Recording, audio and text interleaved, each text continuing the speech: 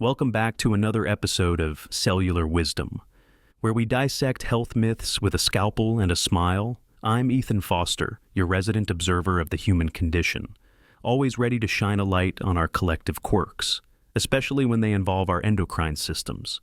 And I'm Alara Skye, here to keep Ethan on his toes and make sure that we all leave this conversation a little wiser, a little healthier, and hopefully laughing our way there.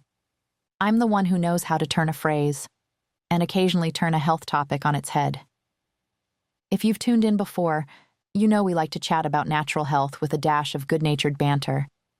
Today we're taking a close look at a topic that's more than a little controversial. The idea that iodine, once hailed as a savior for thyroid health, might be undermining it. That might seem contradictory. After all, we're told to keep our iodized salt close at hand, so we don't develop a goiter the size of a small planet. But times and diets have changed. The story goes way back to the 1920s. People had an epidemic of goiters, big lumps on their throats, reminiscent of certain frogs in cartoons. The solution was, quick, throw iodine into everything. That's a paraphrase, but not by much. Who knew that a few decades down the line we'd be discussing whether we might have overshot our target? That's the beauty of unintended consequences, right?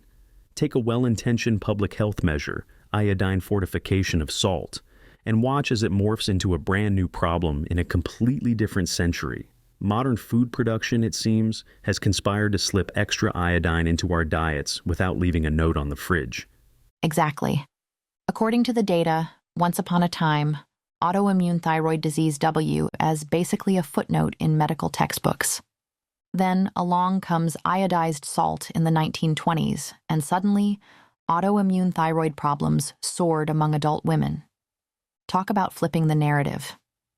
We started with a deficiency problem, but we ended up with enough surplus to affect an entire population.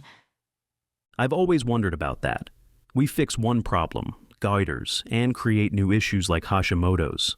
It's as if we invented a fancy new vacuum cleaner for a dusty room, only to discover it also blasts holes in the walls. On top of that, as Dr. Alan Christensen points out, the entire food chain started getting an iodine infusion. If humans needed it, well, livestock must need it too, right? Yep.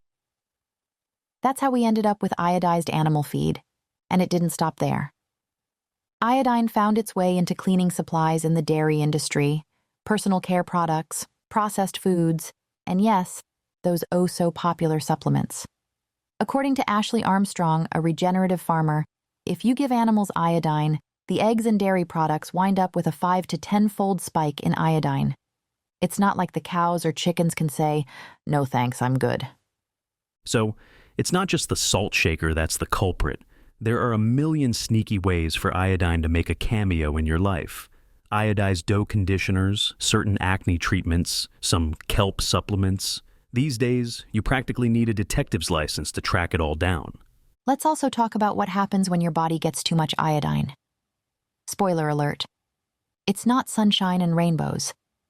Dr. Christensen warns that excessive iodine often becomes a stealthy toxin, building up in your body and throwing your thyroid off kilter. Suddenly you're dealing with autoimmune thyroid disease, and you find yourself giving your throat suspicious side eyes in the mirror. The uninvited guest that just won't leave the party. One minute, you're minding your own business. The next, you're on a first-name basis with your endocrinologist, trying to figure out if your T3, T4, or TSH is doing the cha-cha. Funny you should mention T3 and T4. Christensen talks about thyroid hormone supplementation, particularly how it's not the same as your body's own production. Turns out that layering on external thyroid hormones, even if they're bioidentical, can open the door to unintended side effects if you haven't addressed the real underlying problem: excess iodine. Absolutely. Some people also prefer combination therapy instead of just T4 alone because they hope it'll give a more balanced effect. But that can still be complicated, especially given that the modern animals from which some desiccated thyroid products are derived have been exposed to so much extra iodine. Right? In the early 1900s, cattle weren't constantly fed supplemental iodine, so the level in their thyroid glands was relatively low. Jump to now, and those same animals are practically loaded with extra iodine. That can make natural desiccated thyroid products inconsistent, unless you're dealing with prescription versions that standardize their iodine content. But not all brands do that, so the average consumer is in the dark. People often forget just how crucial standardization can be. You wouldn't want your coffee to have wildly different caffeine levels every morning, though I suppose some folks like a surprise jolt. But let's pivot to something else that might jolt us: breast health. Indeed. We used to think that high iodine levels helped protect breast tissue. But Dr. Christensen has pointed out that certain populations with overexpressed sodium iodide symporters in breast tissue might actually absorb more iodine than they can handle, potentially raising the risk for breast cancer. So the old story, iodine is a hero for your breasts, may not be so simple. So it's basically the Goldilocks principle again, right? A pinch of iodine is great, but a whole tablespoon can tip the scale from helpful to harmful. Some studies even show that populations with higher urinary iodine excretion also have higher rates of breast cancer. It looks like there is a direct correlation: more iodine, more risk. That correlation is enough to make you raise an eyebrow the next time someone says, "Don't worry, just load up on iodine." It might temporarily reduce uptake in certain fibrocystic conditions, but if overall risk for breast cancer trends up, that's something to think about. Exactly. Let's talk about thyroid antibodies next, shall we? If you're worried about your thyroid, you might be looking at T4 or TSH levels as the main gauge of health. But Dr. Christensen suggests thyroid antibodies can be more predictive of thyroid trouble. And that's because when you have autoimmune thyroid disease, your body's basically sending out attack dogs, or antibodies, against your own thyroid tissue. That's a more direct sign that your immune system is staging a coup in your neck. If those antibodies are high, you might notice symptoms even if your T4 or TSH look within normal limits. Genetics gets into the mix too. People adapted to low iodine environments might find themselves in a world of hurt when they start chugging iodine. Plus, early exposure can translate to transgenerational effects, kind of like your great-grandmother's morning coffee habit, except this might have more serious consequences than a coffee buzz. Precisely. Your grandparents grew up in an era with fewer processed foods, but along came the big changes in how we mass-produce everything. Even if you're just a moderate consumer of modern foods, you may be getting more iodine than your ancestors ever did, and your genes might not be prepared for it. The conversation around thyroid health used to center on basal body temperature, thanks to folks like Dr. Broda Barnes. He suggested you check your temperature first thing in the morning as a sign of thyroid function. But according to Dr. Christensen, that's not always reliable. Right, it's not quite as linear as low temperature, guaranteed hypothyroid. It's more complicated. You could have a normal temperature for reasons that have nothing to do with your thyroid. Then you can have a stressed thyroid that's not reflected in that single measurement. We've come a long way in understanding T3 metabolism and testing for TSH with high sensitivity. And in that same vein, it's important to realize that your body's cells have their own microenvironment. Your thyroid might be pumping out T4, but it still has to be converted to T3, shuttled into the cells, and actually used. One weak link in the chain, and your cellular energy fizzles like a half-dead battery. Exactly. That's why a holistic approach is so critical. Ashley Armstrong points out that you can hamper your thyroid hormone usage by going super low carb, munching loads of omega-6 rich seed oils, or stressing yourself into the stratosphere. It's like trying to run a marathon while wearing ankle weights, a blindfold, and clown shoes. That mental image is going to stay with me. Let's also mention that you, personally, have experimented with photobiomodulation, or what some might call low-level laser therapy. It's believed to support thyroid function by enhancing antioxidant defenses in the gland. And that's because a lot of the thyroid's job is to handle iodine carefully. If there's too much oxidative stress, it's like a kitchen grease fire that can burn the entire place down. Antioxidants can help keep that under control. Another reason it pays to watch what you eat, how you manage stress, and yes, how you supplement your light exposure. That leads us to some practical tips for the folks at home who suspect they might be harboring an iodine stash in their pantry, refrigerator, or medicine cabinet. Dr. Christensen's main recommendation is to go on a low iodine diet for a while to allow your body to detox. Right. He even wrote a book, The Thyroid Reset Diet, about it. The idea is to eat as clean as you can. No processed foods, no random takeout from a place that might have iodized salt in every dish. Choose your dairy and eggs carefully, ensuring they're from farms that don't rely on iodine-based feed or disinfectants. It might be tricky to find those products, but Ashley Armstrong says it's doable with some detective work. You ask your local farmer about their practices, especially if they're small-scale or regenerative. The difference between a pasture-raised egg that has only 5 micrograms of iodine versus a conventional egg that might have up to 100 micrograms is massive. And every little bit adds up.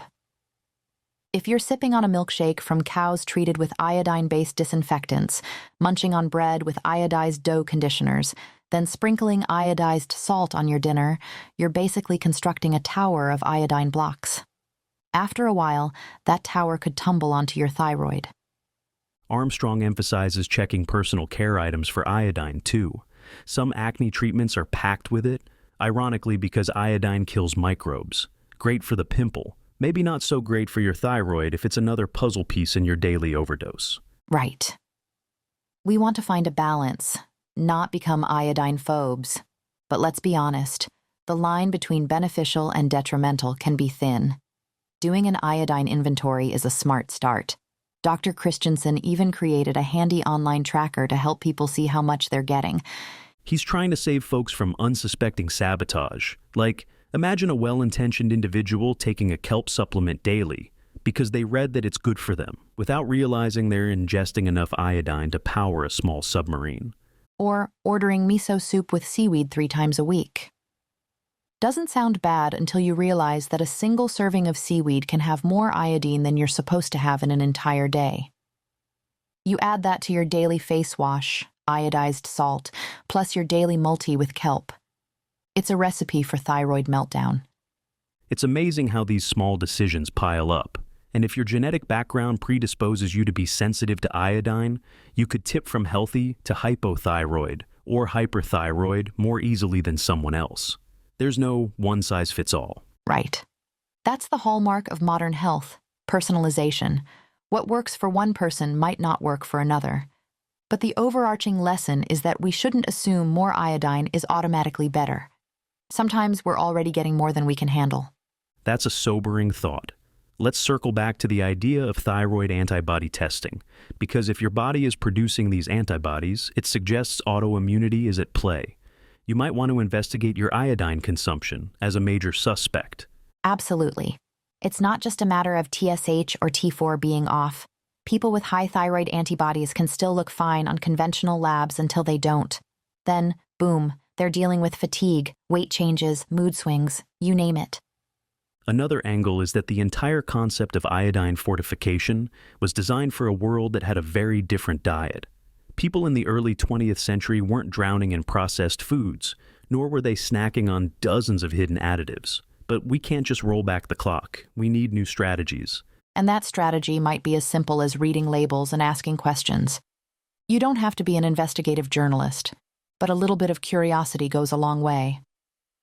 Indeed. Maybe start with small steps. See if your local grocery store carries dairy from a farm that doesn't use iodine-based sanitizers, or if there's an option for non-iodized salt, so you can control your levels more precisely. Also, it's worth mentioning that stress management matters, because stress can interfere with your body's ability to utilize thyroid hormones properly. If your cortisol is through the roof, your thyroid might be sitting there spinning its wheels.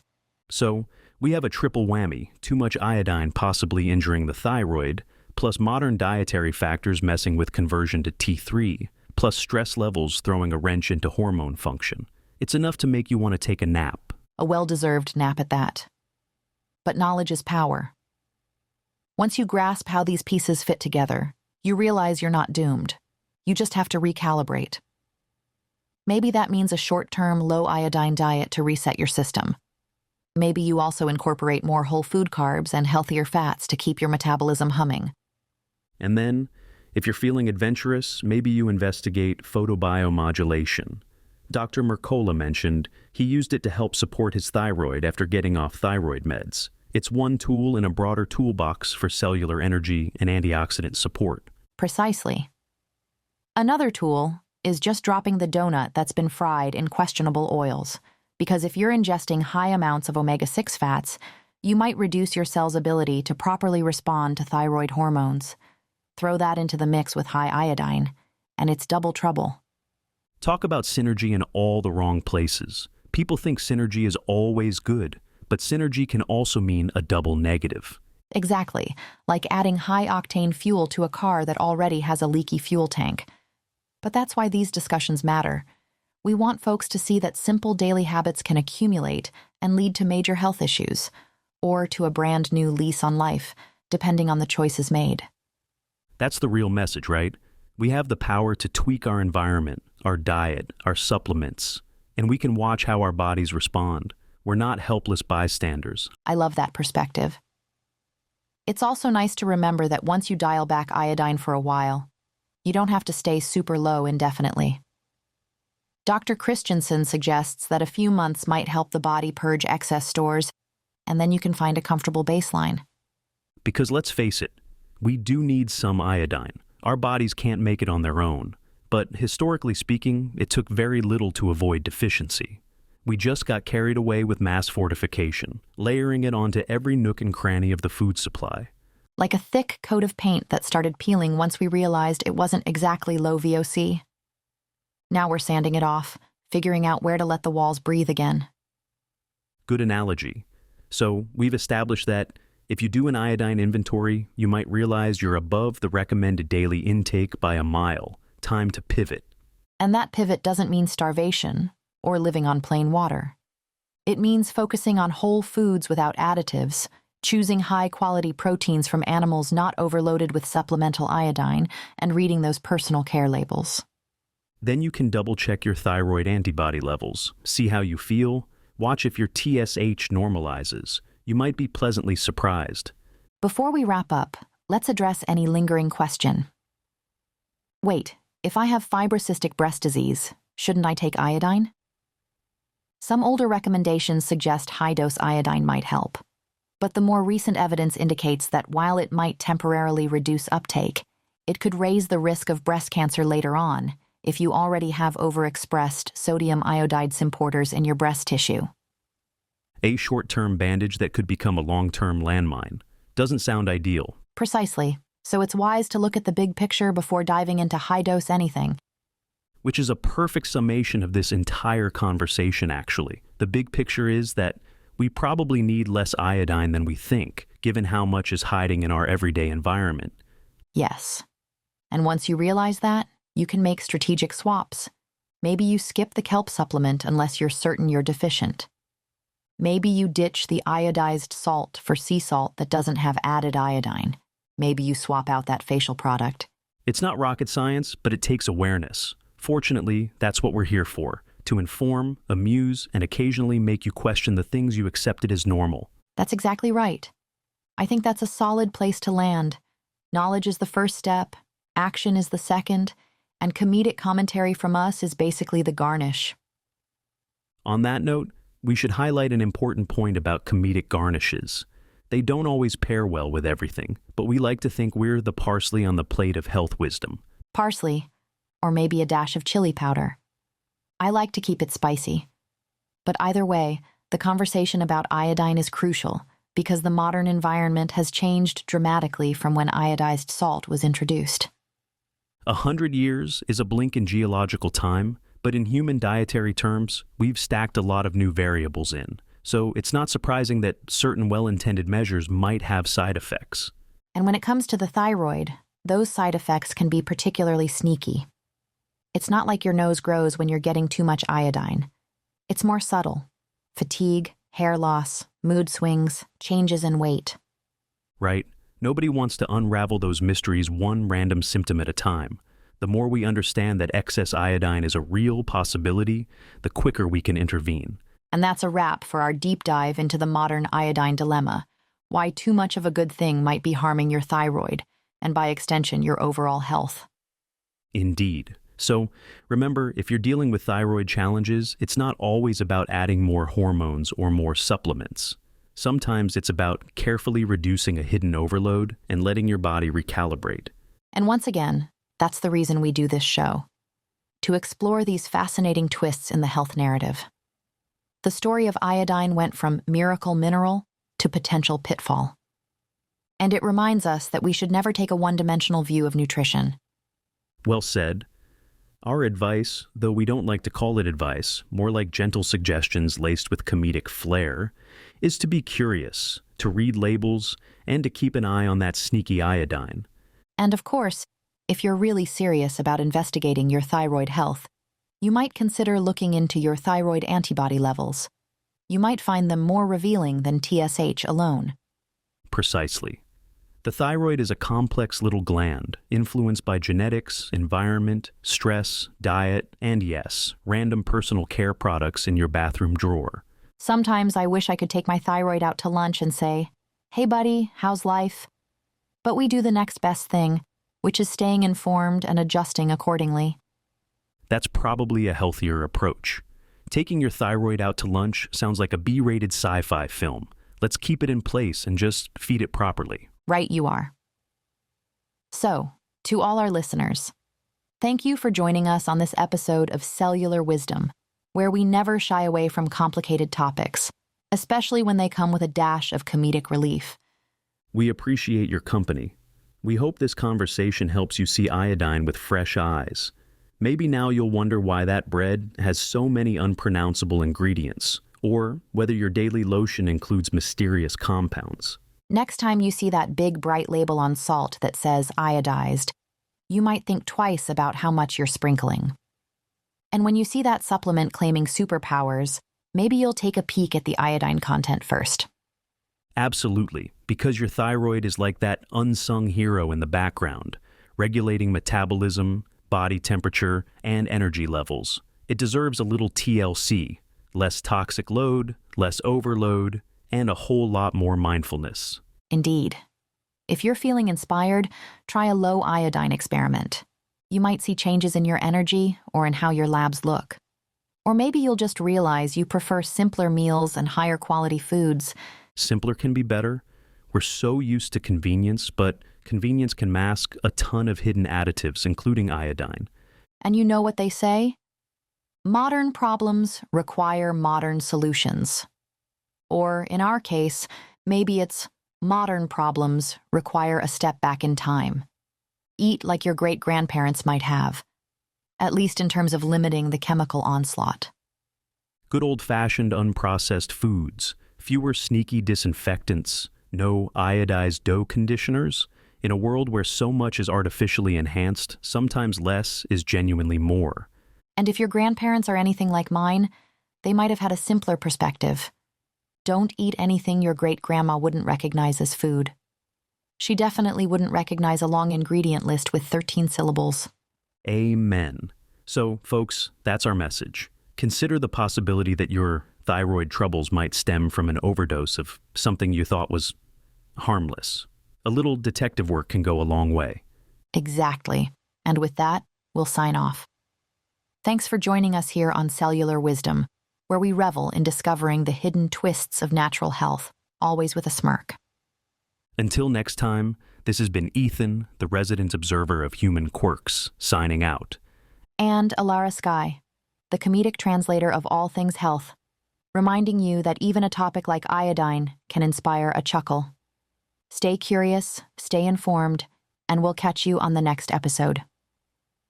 Thanks for tuning in, everyone. We hope you've enjoyed the ride. Take care, and remember, keep an eye on your iodine, but don't forget to laugh along the way. Bye for now.